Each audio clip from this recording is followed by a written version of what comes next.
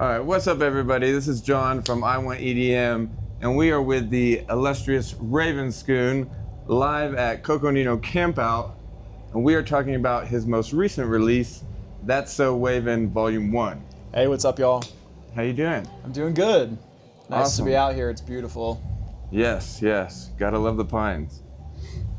Now, your latest mix, That's So Waven, dropped on your YouTube channel like 3 weeks ago or so? Yeah, it was About a couple month? weeks ago. About a month? Now, I noticed there's a Volume 1 at the end. Yes. Is this like a new thing? Is this going to be the first of many in this series? Yeah, so I did like a downtempo adventure series, but I feel like saying downtempo, sometimes people think that it's like all going to be extremely slow. And some fans suggested the name That's So Raven, which I've been making like dubstep mixes like that. Right. And so they were also like, you should do a counter series That's So Waven, that's your more chill side.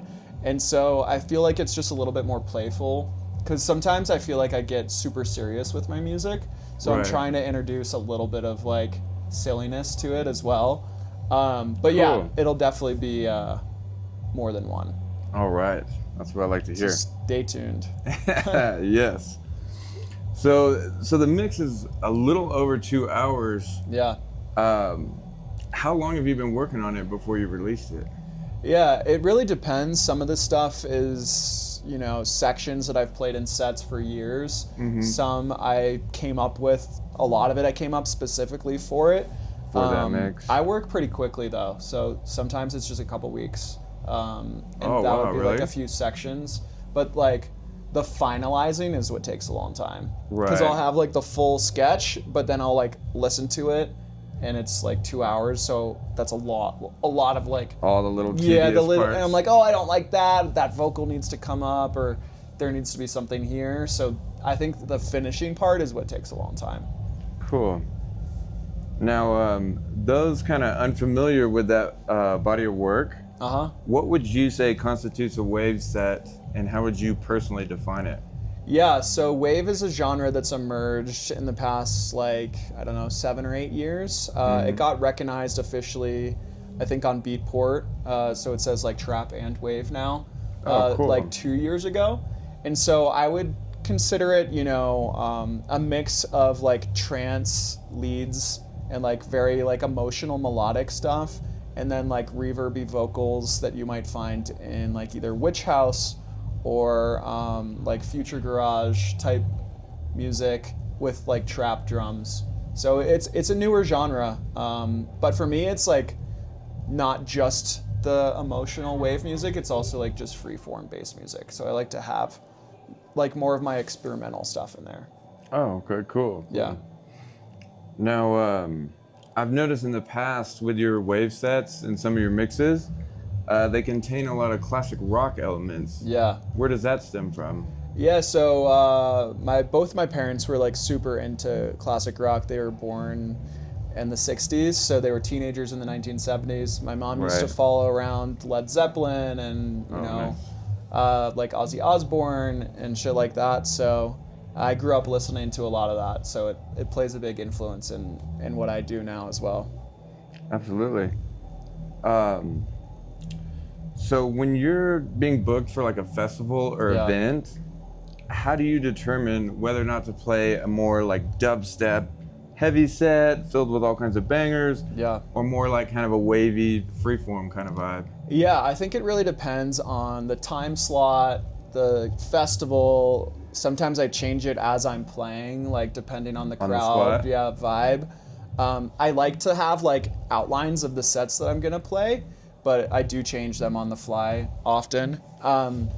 I think like late night is perfect for like the wavier stuff. People have like, you know, loosened up a little bit by then. They might have taken some party favors. Like a 2 a.m. like I played like afters or something. Yeah, like a wave set at Halloween, like at their late night stage. That's perfect.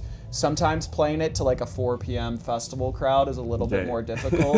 You know, people want to party at that time. Like sometimes really slow music, they're just gonna like stare at you. Right. So kind of tying into that last question, I feel like Coconino Campout could go either way. Yeah. Good observation.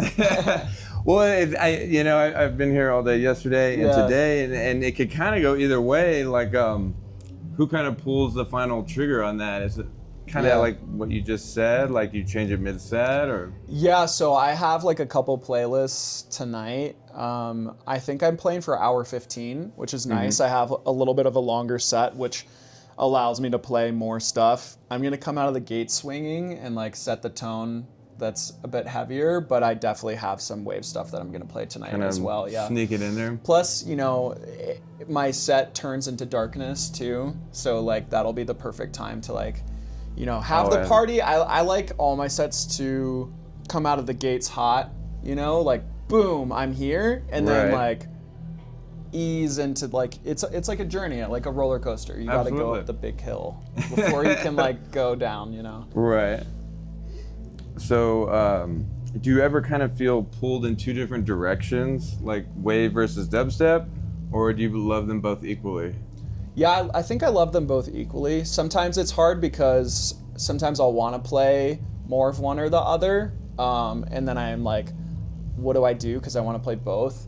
Right. So I think, a longer set, like at 75 minutes, 90 minutes is perfect for me and my headline shows. Like if you really want to get like the Ravenscoon experience, if you see me at a headline, I play like the whole spectrum. Yeah. Because I either play 90 minutes or I play 2-hour sets, sometimes even 2.5 hours, which is really long. Your headlining show? Yeah, which is really long for bass music, but it feels less long because there's these like sections that give you time to like breathe and dance rather than just like going crazy. Right.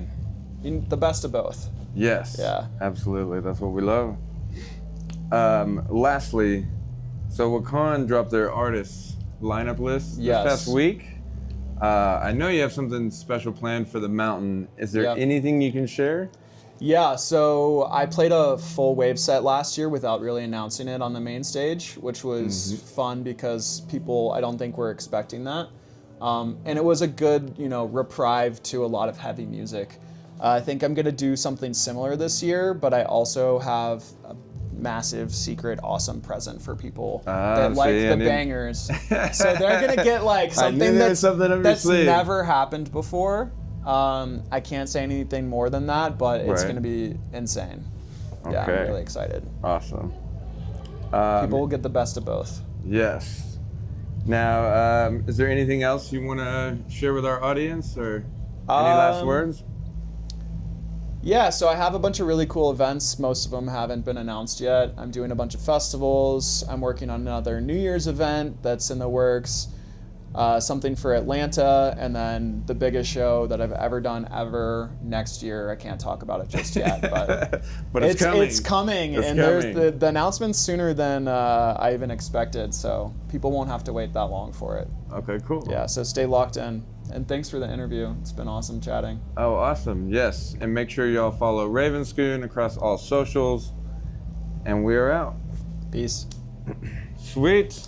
Nice and easy.